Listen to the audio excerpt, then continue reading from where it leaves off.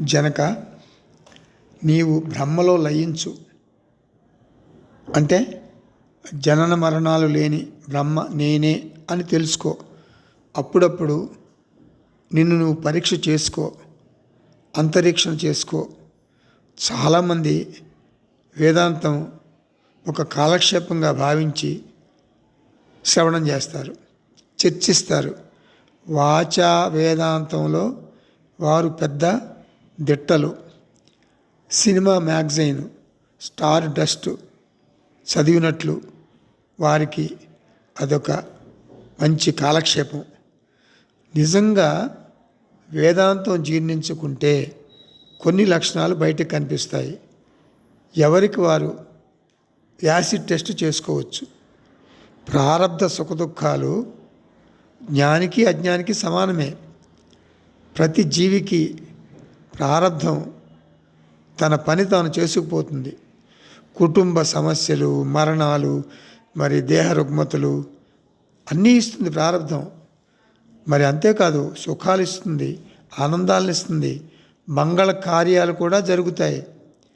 జ్ఞాని మనస్సు ఈ సుఖ దుఃఖాలకు చెక్కు చెదరదు. వేదాంతం వంటబట్టకపోతే నిధిధ్యాసనంలో కొడుకు గుర్తుకొస్తాడు, అతని సమస్యలు గుర్తుకొస్తాయి. ఆ తర్వాత ఏం జరుగుతుంది? కూతురు, ఆమె సమస్యలు, తర్వాత మనుమడు, మనుమరాలు, వారి సమస్యలు. ధ్యానం ముగిసింది. ఇదే యాసిడ్ టెస్ట్. నువ్వేం చేయాలి? ఏం చేయాలి? నువ్వు ట్రాఫిక్ పోలీసులాగా స్టాప్ అనే సైన్ బోర్డు పట్టుకుని ఈ ఆలోచన ధోరణిని, ఈ ఆలోచన పరంపరను ఆపగలగాలి. అలా ఆపగలిగితే నీవు జ్ఞానయోగంలో ఉన్నట్లు గుర్తు. అలా ఆపలేకపోతే నీవు కర్మకాండలోకి దిగజారిపోయావు అని గుర్తు.